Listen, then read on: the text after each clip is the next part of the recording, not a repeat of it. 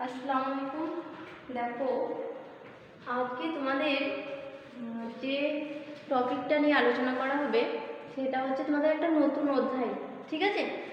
তো প্রথমেই এই অধ্যায়টার নাম বলে দিই, যেটা হচ্ছে তোমার খ্রিস্টপূর্ব ষষ্ঠ শতকের ভারতীয় উপমহাদেশ। ঠিক আছে? কি বললাম? যে খ্রিস্টপূর্ব ষষ্ঠ শতকের ভারতীয় উপমহাদেশ। তো সেইখানতে তোমরা দেখতে পাবে রাষ্ট্র ব্যবস্থা এবং ধর্মের বিবর্তন উত্তর ভারতে। ঠিক আছে? সেই সম্পর্কেই আলোচনা আছে এই চ্যাপ্টারে। তো সেই সম্পর্কে আমরা বিস্তারিতভাবে জানব। আর এই অধ্যায়টার নাম হচ্ছে পঞ্চম অধ্যায়। ঠিক আছে? কি বললাম? যে অধ্যায়টার নাম হচ্ছে পঞ্চম অধ্যায়। ঠিক আছে? আর কি খ্রিস্টপূর্ব ষষ্ঠ শতকে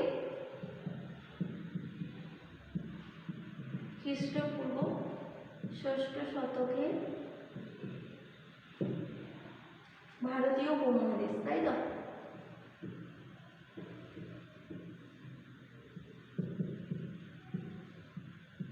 উপমহাদেশ। ঠিক আছে? যেটা হচ্ছে উত্তর ভারতের রাষ্ট্র ব্যবস্থা এবং ধর্মের বিবর্তন সম্পর্কে আমরা জানবো এই চ্যাপ্টার। ঠিক আছে? তো প্রথমে আমরা এখানে জানবো সেটা হচ্ছে যে তোমাদের এখানে দেখবে শুরু হয়েছে একটা মানে প্রথমে রূপকথার গল্প দিয়ে, যে রুবির দাদু যিনি তিনি জানতে চাইলেন যে সবার কাছ থেকে যে সবাই রূপকথার গল্প নিশ্চয়ই পড়েছে, তাই তো, এবং শুনেওছে। যদিও সবাই যাদের কথা বলা হচ্ছে যে স্টুডেন্টদের, তারা সবাই ক্লাস 6-এ পড়ে, তাই তো, তবু তারা রূপকথার গল্প শোনার মানে ইচ্ছা করে বা তাদের ভালো লাগে। তার কারণ হচ্ছে যে রূপকথার গল্প শোনার হচ্ছে মজাই হচ্ছে আলাদা। বুঝতে পেরেছো? কারণ সেখানে তোমরা জানো যে কত রাজা রানী রাজপুত্রের কথা থাকে, তাই তো। সেই সঙ্গে দেবে মানে পক্ষীরাজের ঘোড়া, তেপান্তরের মাঠ, এসব অনেক কিছু কথা থাকে। বুঝতে পেরেছো? তো সেই রূপকথার গল্প শুনতে শুনতে সেখানেতে দেখবে একটা স্টুডেন্টের কথা বলা হয়েছে যার নাম হচ্ছে পলাশ। তো সেই পলাশ, যার মনে একটা ভাবনা আসে যে রূপকথায় রাজার নাম থাকে না, সেই রাজা কবে বা কোথায় ছিলেন তাও বলা থাকে না। তো সেই জন্য দিদিমণি তখন তাকে বলেন যে রূপকথা ইতিহাস নয়। তখন এই পলাশের জানতে খুব ইচ্ছে করে যে ইতিহাসের রাজা রানীদের কথা। বুঝতে পেরেছো? তো সেই জন্য তার পরের দিনের ক্লাসে দেখবে সেই ইচ্ছার কথাই জানায় পলাশ, এবং তখন দিদিমণি বলে যে ঠিক আছে, তাহলে এবারে তোমাদেরকে রাজার কথাই জানানো হোক। বুঝতে পেরেছো? তো এই ঘটনাক্রমেই আমরা জানব এই যে রাজার কথা বলা হচ্ছে। তো এখান থেকে আমরা জানবো জনপদ, তারপর জনপদ থেকে জানবো মহাজনপদ। ঠিক আছে? তাহলে প্রথমেই আমরা যেটা জানবো যে জনপদ। ঠিক আছে? দেখো, তাহলে প্রথমে কি বললাম? জনপদ। ঠিক আছে? তাহলে দেখো, এই যে জনপদ, ঠিক আছে, এটা কি সেটা আগে জানবো, তারপরে জনপদ থেকে কিভাবে মহাজনপদ এসছে সেটা আমরা জানবো। বুঝতে পেরেছো? মহাজনপদ কি সেটা আমরা জানবো। ঠিক আছে? তাহলে প্রথমে দেখো জনপদ। এখানে দেখো জন, এই যে জন, এই জন শব্দের অর্থ হচ্ছে কি? জনগণ। জন শব্দের অর্থ হলো জনগণ। আর এই যে পদ, মানে হচ্ছে যেখানে পা বা পদ রাখা হয়। বললাম যেখানে পা বা পদ রাখা হয়, যেখানে পা বা পদ রাখা হয়। ঠিক আছে? তাহলে এই জনপদটাকে ভাঙলে আমরা কি পেলাম? জন আর পদ, তাই তো। জন মানে হচ্ছে জনগণ, আর পদ মানে হচ্ছে পা বা যেখানে পদ রাখা হয়। বুঝতে পেরেছো?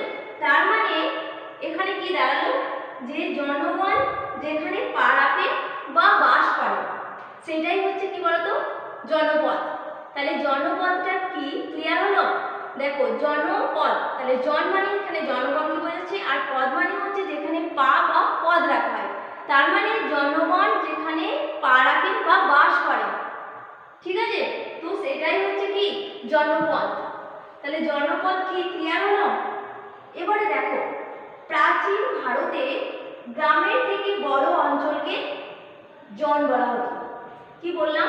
যে প্রাচীন ভারতে গ্রামের থেকে বড় অঞ্চলকে বলা হতো জন। মনে রাখবে, জন বলা হতো প্রাচীন ভারতে গ্রামের থেকে বড় অঞ্চলকে। ঠিক আছে?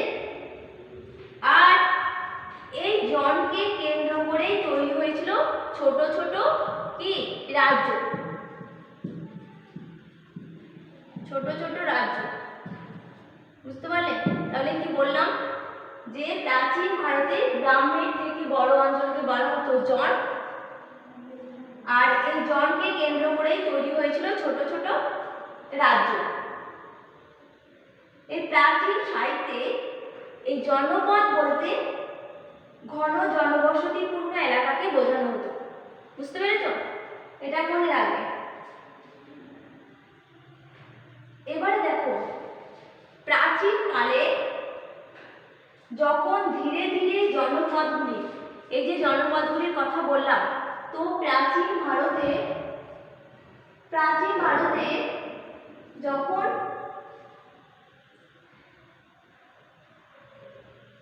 এই জনপদগুলির আয়তন ক্ষমতা বৃদ্ধি পায় তখন সেগুলোকে বলা হতো মহাজনপদ বা বৃহৎ রাজ্য। তাহলে মহাজনপদ যদি বলা হয় তাহলে কি বলবে? না, বলবে যে প্রাচীন কালে যখন ধীরে ধীরে জনপদগুলি আয়তন এবং ক্ষমতায় বৃদ্ধি পায় তখন সেগুলোকে বলা হচ্ছে মহাজনপদ। ঠিক আছে? মহাজনপদ বা কি বলতে পারি বৃহৎ রাজ্য, বৃহৎ রাজ্য। বুঝতে পারলে? তাহলে মহাজনপদ বা বৃহৎ রাজ্য কি বুঝতে পারলে? কি বললাম? যে প্রাচীনকালে যখন ধীরে ধীরে জনপদগুলি আয়তন এবং ক্ষমতা বৃদ্ধি পায় তখন সেগুলোকে বলা হয় মহাজনপদ বা বৃহৎ রাজ্য। ঠিক আছে? এবারে দেখো জৈন ধর্মগ্রন্থ একটা আছে যেটার নাম হচ্ছে ভগবতী সূত্র।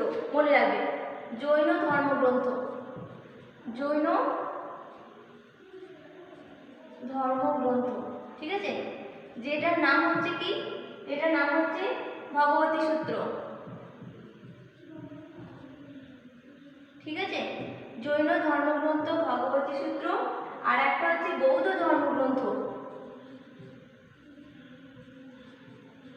বৌদ্ধ ধর্মগ্রন্থ যেটার নাম হচ্ছে অঙ্কুত্তর নিকায়।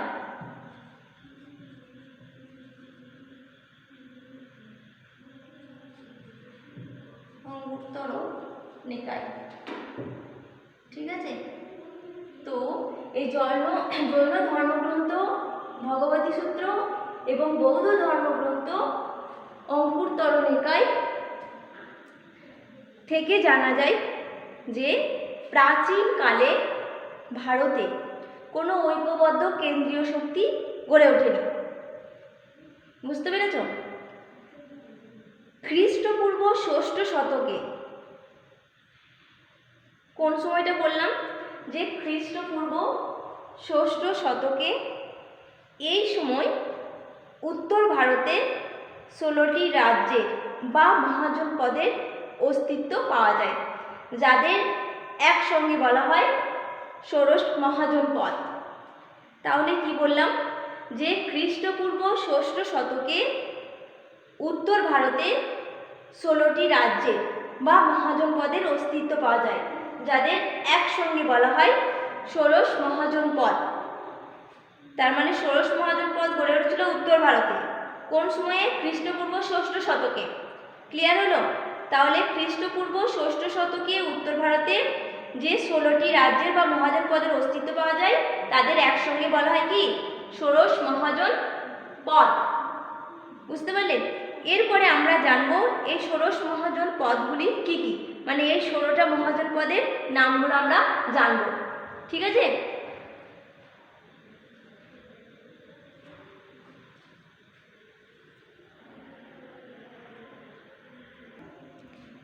দেখো এই ষোড়শ মহাজনপদগুলোর অর্থাৎ ১৬টা যে মহাজনপদ তাদের সম্পর্কে সম্পর্কে বলার আগে আমি আর একবার একটু ভালো করে বলে দিই যে এই ষোড়শ মহাজন, তার মহাজন, এই ষোড়শ মহাজন পদ বলতে কি বুঝি যদি বলে তাহলে কি বলবে যে জৈন ধর্মগ্রন্থ যেটার নাম হচ্ছে ভগবতী সূত্র এবং বৌদ্ধ ধর্মগ্রন্থ যেটার নাম হচ্ছে অঙ্গতর নিকায়।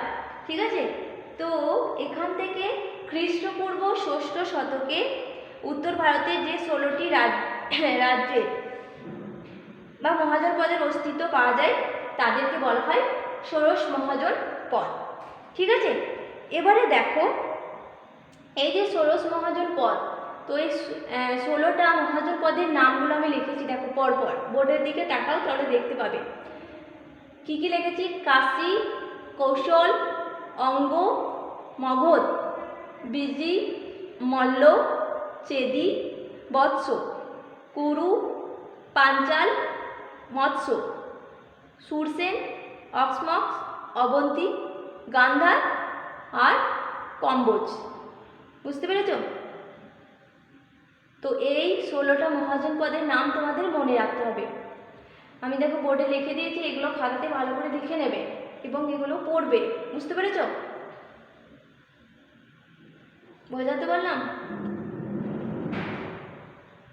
কি কি নাম বললাম দেখো আর একবার বোর্ডের দিকে তাকাও। কাশী, কৌশল, অঙ্গ, মগধ, বিজি, মল্ল, চেদি, বৎস, কুরু, পাঞ্চাল, মৎস্য, সুরসেন, অক্সমক্স, অবন্তী, গান্ধার, কম্বোজ।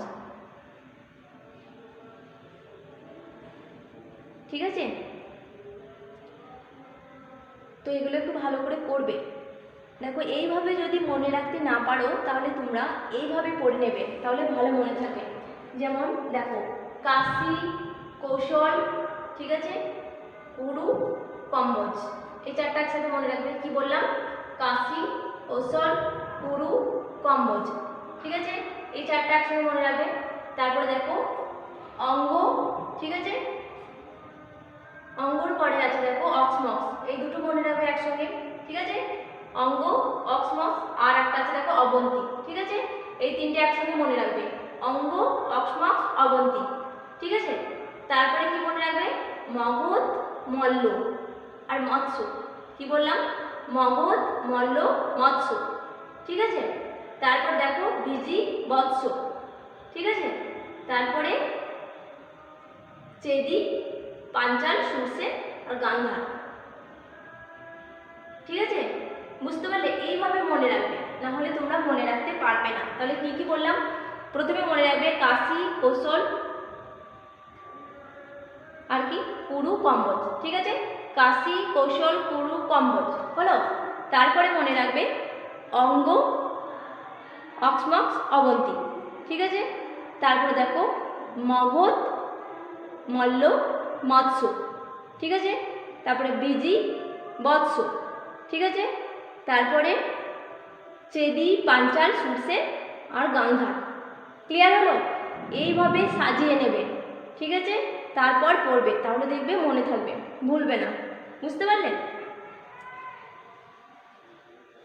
তো দেখো এই যে 16 মহাজন পদ, অর্থাৎ 16টা যে মহাজন পদ, তো এই মহাজন পদগুলির অধিকাংশই রাজ্য ছিল রাজতান্ত্রিক, মানে সেখানে রাজা রাজত্ব করতেন। ঠিক আছে, রাজা ছিলেন সর্বময় ক্ষমতার অধিকারী, মানে সেখানে রাজার শাসন কায়েম ছিল। সেই জন্য অধিকাংশই রাজ্যগুলো ছিল রাজতান্ত্রিক। শুধুমাত্র দুটো রাজ্য ছিল গণতান্ত্রিক।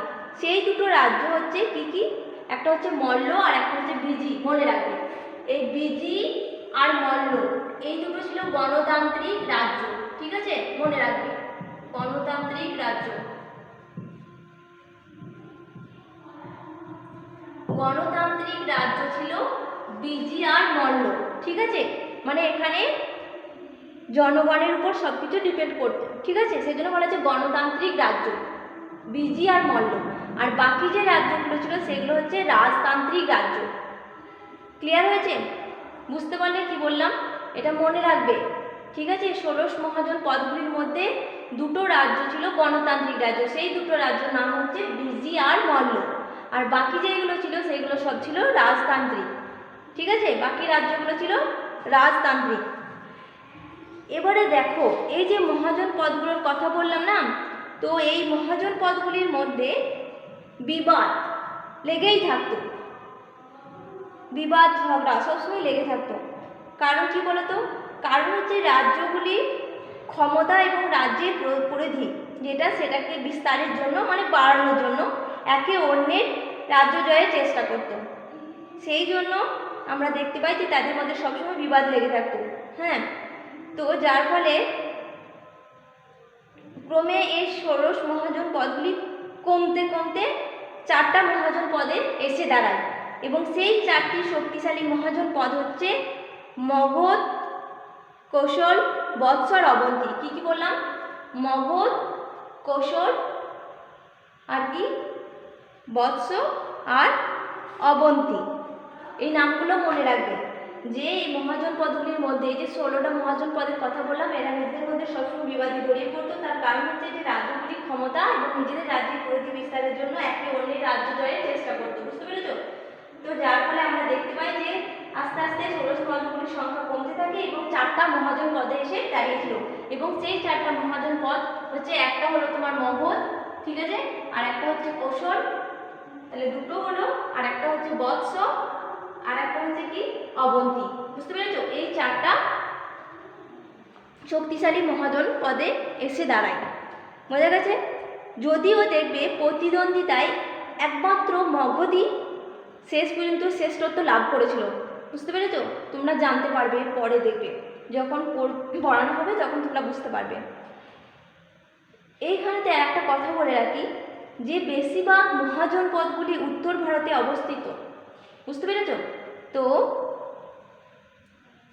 বেশিরভাগই মহাজন পদগুলি উত্তর ভারতে অবস্থিত হলেও দক্ষিণ ভারতে একমাত্র একটা মহাজন পদ ছিল যেটার নাম হচ্ছে অক্সমক্স। এটা মনে রাখবে। অক্সমক্স হচ্ছে দক্ষিণ ভারতের একমাত্র মহাজন পদ। ঠিক আছে, এটা মনে রাখবে।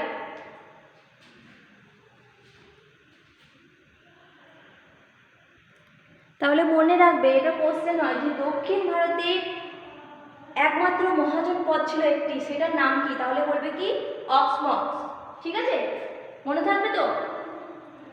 এরপরে আমরা জানবো এই মহাজন পদগুলির কি বলতো শাসন ব্যবস্থা সম্পর্কে। কি বললাম? যে মহাজন পদগুলির শাসন ব্যবস্থা সম্পর্কে। তার আগে তোমাদেরকে একটা কথা বলি, এখানে আর একটা কোশ্চেন এসে যায় যে এই মহাজন পদগুলি কেন এই গঙ্গা নদীর উপত্যকায়? ঠিক আছে, এই ষোড়শ মহাজন পদগুলি বেশিরভাগই দেখবে তোমার গঙ্গা যমুনার উপত্যকাকে ভিত্তি করে গড়ে উঠেছিল। কিন্তু কেন, তার কারণ কি ছিল? ঠিক আছে, তাহলে সেইটা আমাদেরকে আগে জেনে নিতে হবে। বোঝা গেছে যে ষোড়শ মহাজন পদগুলির বেশিরভাগই কেন গঙ্গা যমুনার উপত্যকাকে ভিত্তি করেই গড়ে উঠেছে। ঠিক আছে, এটা আমাদেরকে আগে জেনে নিতে হবে। তারপরে আমরা জানবো যে এই ষোড়শ মহাজন পদ যে, তো সেই মহাজন পদের শাসন ব্যবস্থা সম্পর্কে তারপরে আমরা জানবো। ঠিক আছে, তাহলে আগে আমরা এটা জেনে নিই।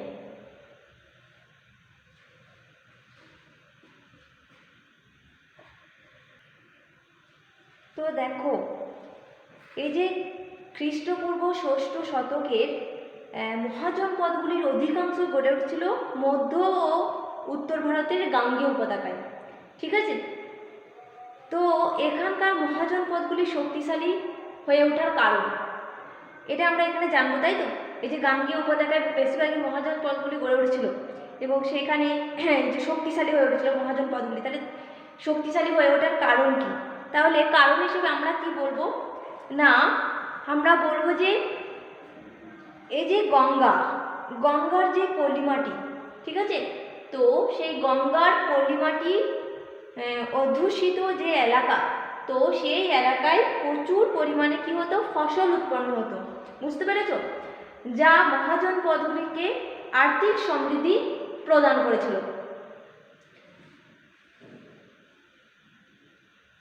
কি বললাম? যে গঙ্গার যে পলিমাটি, তো সেই পলিমাটি অধ্যুষিত এলাকায় প্রচুর ফসল উৎপন্ন হতো। তার কারণ কি? তার কারণ হচ্ছে এই যে গঙ্গা উপত্যকাটা না, সেটা হচ্ছে একটা সমতল অঞ্চল, বুঝতে পারলে তো? যার ফলে কি হতো না, সেইখানকার যে পলিমাটি, হ্যাঁ, তো সেখানে দেখবে যথেষ্ট পরিমাণে বৃষ্টি হতো। তো বৃষ্টি হওয়ার ফলে পলিমাটির যে জমি, সেই জমিটা ছিল খুবই উর্বর, সেই জন্য চাষ হতো খুব ভালো, বুঝতে পেরেছো তো? তো যার ফলে সেখানে প্রচুর ফসল উৎপন্ন হতো, যা মহাজন পদগুলিকে আর্থিক সমৃদ্ধি প্রদান করেছিল, বুঝতে পারলে? দ্বিতীয় কারণ হিসেবে আমরা কি বলতে পারি, যে এই যে গঙ্গা আর যমুনা, তো এই উপত্যকাটাই ছিল সেই সময়ে ভারতীয় উপমহাদেশের রাজনীতির মূল কেন্দ্র, বুঝতে পারলেন? আর কি দেখো, এই যে গাঙ্গেয় উপত্যকা, সেটা সমতল ছিল, আমি একটু আগেই বললাম সমতল অঞ্চল ছিল। তো সমতল হয় রাজ্য জয়ের ক্ষেত্রে কোনো প্রাকৃতিক বাধা ছিল না, ফলে খুব সহজেই এই অঞ্চলটির বিভিন্ন অংশ জয় করা খুব সহজ ছিল, বুঝতে পেরেছ? আর কি তাছাড়া আমরা বলতে পারি যে সেখানে যাত্রাযাত মানে যোগাযোগ ব্যবস্থা, যাত্রাযাত এবং ব্যবসা বাণিজ্য খুব ভালো হতো। এই যাত্রাযাত তথা ব্যবসা বাণিজ্যের জন্য এই অঞ্চলটা ছিল খুবই আদর্শ, বুঝতে পেরেছ? তার মানে এখানে তোমার যাত্রাযাত, নদীপথে যাত্রাযাত করার সুবিধা ছিল, বুঝতে পেরেছ?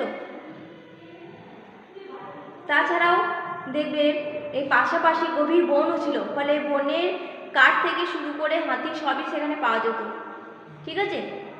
তো এই যে কথাগুলো আমি বললাম, ঠিক আছে, তো এইসবের ফলে এই অঞ্চলের মহাজন পদগুলি শক্তিশালী হয়ে উঠেছিল। তাহলে এখানে বোঝাতে পারলাম যে গাঙ্গেয় উপত্যকা অঞ্চলের মহাজন পদগুলি কী কী কারণে শক্তিশালী হয়ে উঠেছিল, বা গাঙ্গেয় উপত্যকায় কেন মহাজন পদগুলি গড়ে উঠেছিল, ঠিক আছে? এটা এই দুটো কোশ্চেনেই হতে পারে, যে গাঙ্গেয় উপত্যকা অঞ্চলে মহাজন পদগুলি কেন গড়ে উঠেছিল, বা গাঙ্গেয় উপত্যকা অঞ্চলে মহাজন পদগুলি কী কী কারণে শক্তিশালী হয়ে উঠেছিল, ঠিক আছে? শক্তিশালী হয়ে ওঠার কারণগুলো কী কী, তাহলে এই পয়েন্টগুলো, আমি যে পয়েন্টগুলো বললাম, এই পয়েন্টগুলো ধরে তোমাদেরকে ব্যাখ্যা করতে হবে। আমি যেভাবে বললাম এভাবে পড়বে, বুঝতে পেরেছ কি বললাম? এরপরে আমরা আসছি যে মহাজন পদের শাসন ব্যবস্থার সম্পর্কে। দেখো কি বললাম, মহাজন পদের শাসন ব্যবস্থা।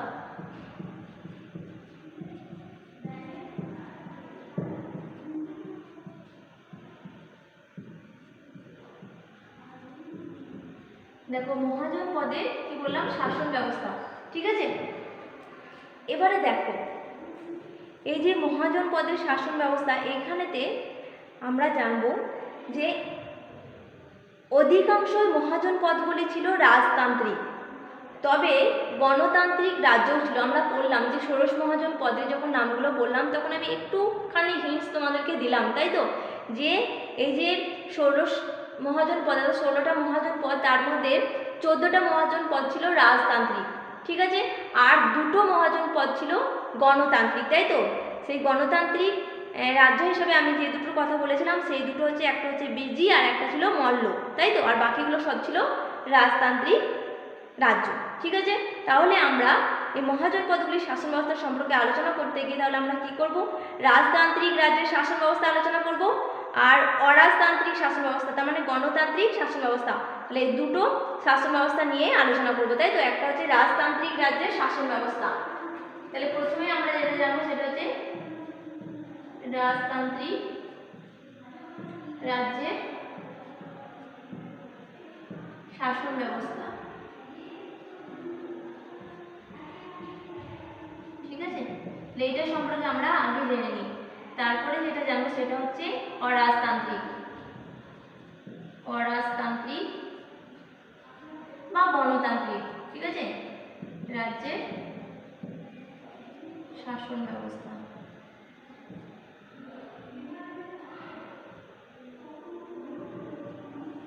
তাহলে প্রথমে আমরা এটা জেনে নিই যে রাজতান্ত্রিক রাজ্যের শাসন ব্যবস্থা, ঠিক আছে?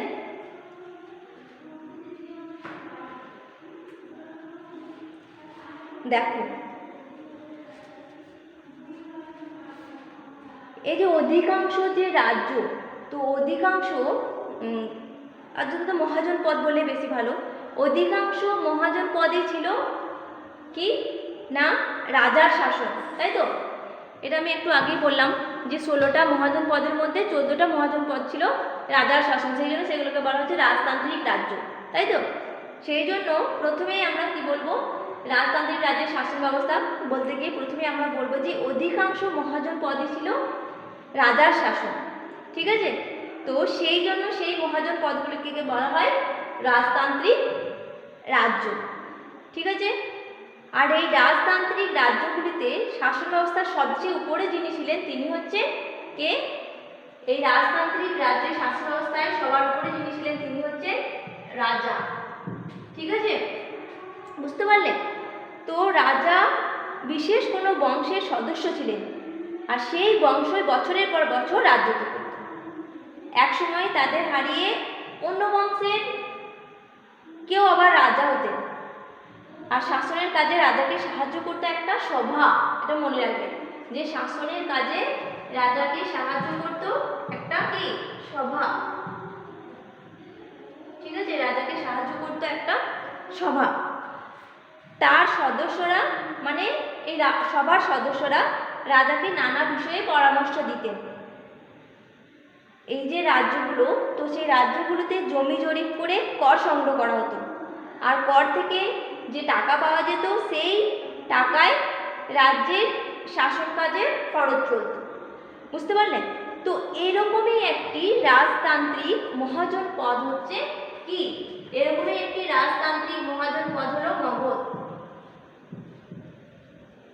রাজতান্ত্রিক মহাজন পদ হলো মগধ, ঠিক আছে? বুঝতে পারলেন?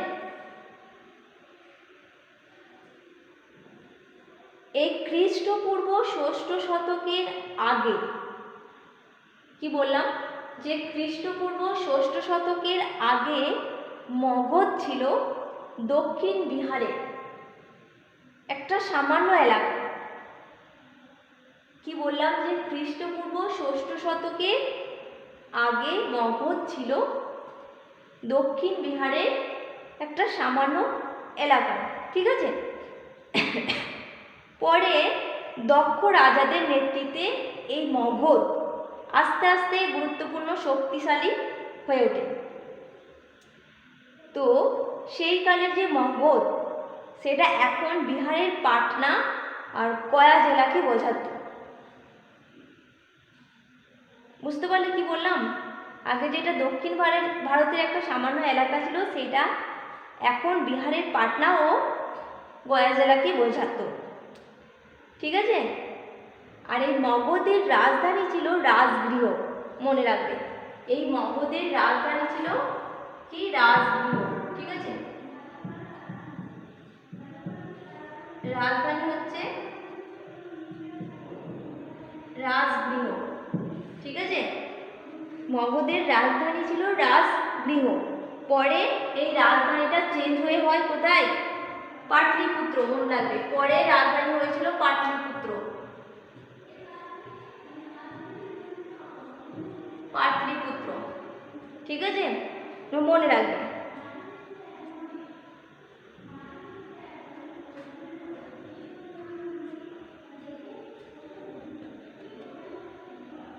বোঝাতে পারলাম কি বললাম? এটা একটু ভালো করে পড়বে, ঠিক আছে? আর যেগুলো আমি লিখে দিচ্ছি বোর্ডে, এগুলো লিখে নেবে খাতাতে, আর বুঝতে অসুবিধা হলে অবশ্যই আমাকে বলবে, ঠিক আছে? দেখো, এরপরে আমরা জানবো যেটা, সেটা হচ্ছে যে মগধের উত্থানের কারণ, ঠিক আছে?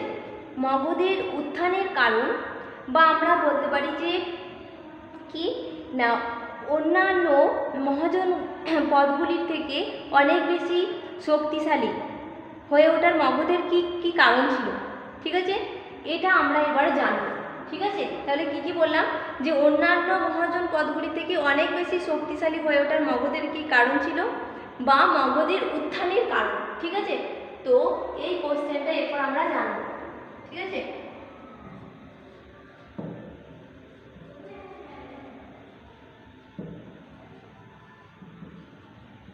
এখানেই আছে, ঠিক আছে? মগধের উত্থানের কারণ। বা অন্যান্য মহাজন পদগুলি থেকে অনেক বেশি শক্তিশালী মগধের হয়ে ওঠার কি কারণ। ঠিক আছে, তাহলে আমরা কি দেখলাম যে রাজতান্ত্রিক যে রাজ্যে যে শাসন ব্যবস্থা, এখানে আমরা কি দেখছি যে মহাজন পদগুলির অধিকাংশ হচ্ছে রাজতান্ত্রিক, তাই তো। শাসন ব্যবস্থার সবচেয়ে উপরে যিনি ছিলেন তিনি হচ্ছেন রাজা, তাই না। আর এই রাজারা বংশানুক্রমিকভাবে মানে একই বংশ পরপর, তাই তো, সেখানে বলেছে বংশানুক্রমিকভাবে রাজ্যগুলির শাসন কার্য পরিচালনা করতেন, বুঝতে পেরেছ। আর এই রাজতান্ত্রিক রাজ্যগুলিতে জনপ্রতিনিধিত্বের কোনো অবকাশ ছিল না, তাই তো, জনগণের এখানে কোনো ক্ষমতা ছিল না, বুঝতে পেরেছো। রাজা যা বলতো সেটাই সবাইকে মানতে বাধ্য করা হতো, বুঝতে পেরেছো। কারণ এখানে রাজা ছিলেন তোমার সার্বভৌম শক্তির অধিকারী, বোঝা গেছে। আর এই রাজতান্ত্রিক রাজ্যগুলির মধ্যে সবচেয়ে শক্তিশালী এবং গুরুত্বপূর্ণ ছিল যেটা, সেটা হচ্ছে মগধ। তাহলে মগধের এই উত্থানের কি কারণ, ঠিক আছে, এটা বা আমি যে কোশ্চেনটা বললাম যে অন্যান্য মহাজন পদগুলির থেকে অনেক বেশি শক্তিশালী হয়ে ওঠার কি কারণ মগধের, একই সেম কোশ্চেন, ঠিক আছে। তাহলে এটা আমরা জানবো। তাহলে কি কি কারণ আমরা বলতে পারি, দেখো আমরা একটা বলতে পারি যেটা হচ্ছে তোমার মগধের অবস্থান, ঠিক আছে, মগধের অবস্থান।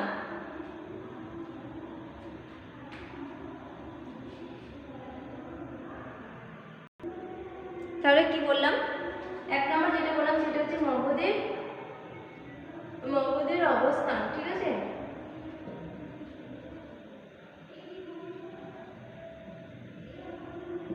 অবস্থান, দেখো এই যে মগধ রাজ্য, তো এই রাজ্যটি গঙ্গা, সোন আর গণ্ডক এই তিনটে নদী এবং পাহাড় দিয়ে ঘেরা ছিল, বুঝতে পেরেছো। তো যার ফলে বাইরের আক্রমণ থেকে মগধ সহজেই বেঁচে যেতে পারত, বোঝা গেছে। তার মানে এর অবস্থানটা ছিল খুবই ভালো, তাই তো। এই যে কি বললাম যে গঙ্গা, সোন আর গণ্ডক এই তিনটি নদী এবং পাহাড় দিয়ে ঘেরা ছিল, যার ফলে বাইরের আক্রমণ থেকে মগধ সহজেই বেঁচে যেত, তাই তো। মানে শত্রুদের কাছে সে ছিল দুর্ভেদ্য, বুঝতে পেরেছো, এই নদী এবং পাহাড় দিয়ে ঘেরা থাকায়। সেই জন্য বলা হচ্ছে যে বাইরের আক্রমণ থেকে মগধ সহজেই বেঁচে যেত, বুঝতে পেরেছো। তাহলে এটা একটা কারণ মগধের অবস্থানটা। দ্বিতীয়ত আমরা কি বলতে পারি যে আর্থিক সমৃদ্ধি। দ্বিতীয় কারণ হিসেবে কি বলতে পারি, আর্থিক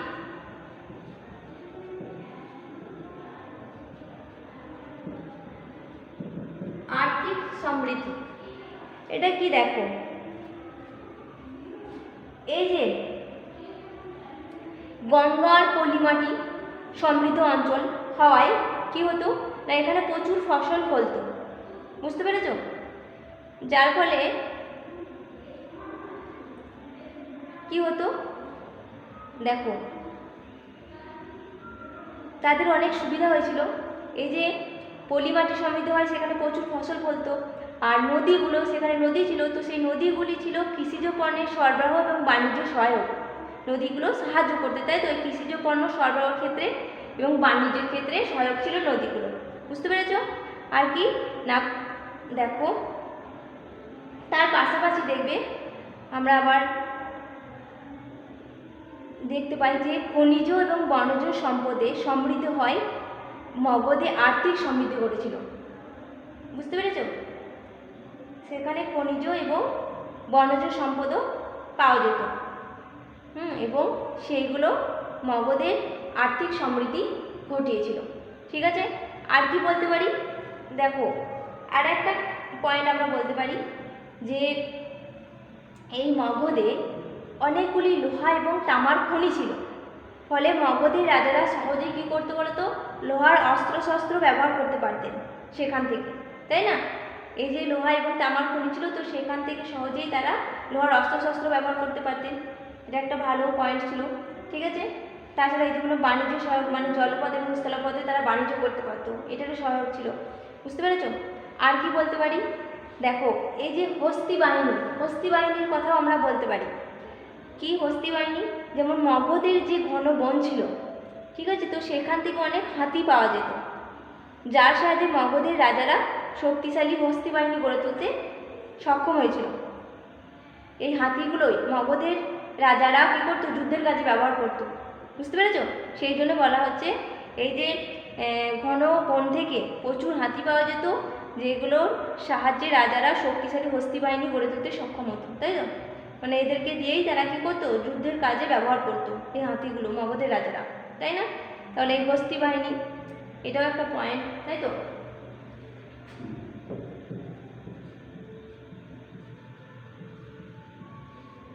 হস্তি বাহিনীর কথা বললাম, তাই না?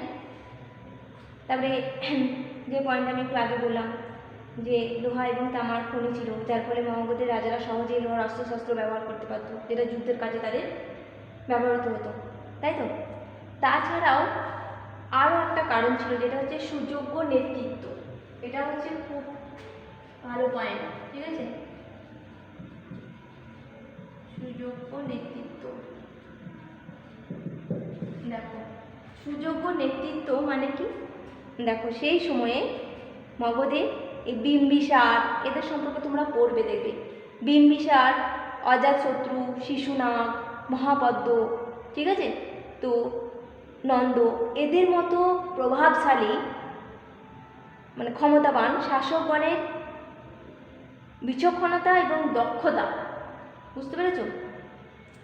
তো সেগুলোও কিন্তু মগধের উত্থানের এক অন্যতম কারণ ছিল। সেই জন্য বলা হচ্ছে সুযোগ্য নেতৃত্ব প্রদান, যেটা মগধের উত্থান ঘটাতে সাহায্য করেছিল, বুঝতে পেরেছ? তো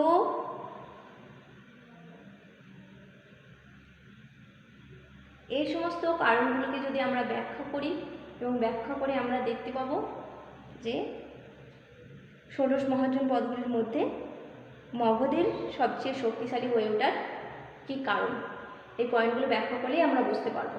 বোঝা গেছে? বোঝাতে পারলাম যে ষোড়শ মহাজন পদগুলির মধ্যে মগধ সবচেয়ে শক্তিশালী হয়ে ওঠার কারণ বা মগধের উত্থানের কী কারণ ছিল, তখন এই পয়েন্টগুলো ধরে তোমাদেরকে ব্যাখ্যা করতে হবে। বোঝা গেছে?